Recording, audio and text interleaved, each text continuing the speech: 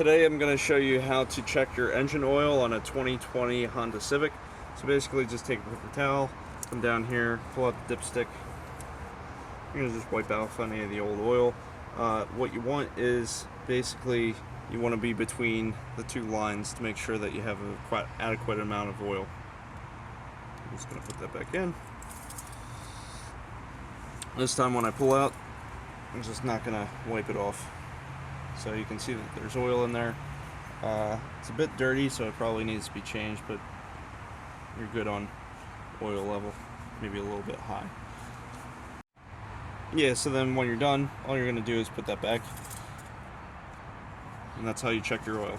If you do need to add oil, it says right here you can use 0W20 oil here, and all you do is take the oil cap off.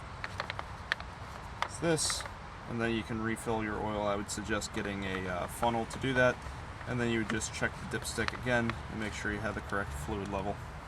So thank you for watching. Please subscribe and have a great day.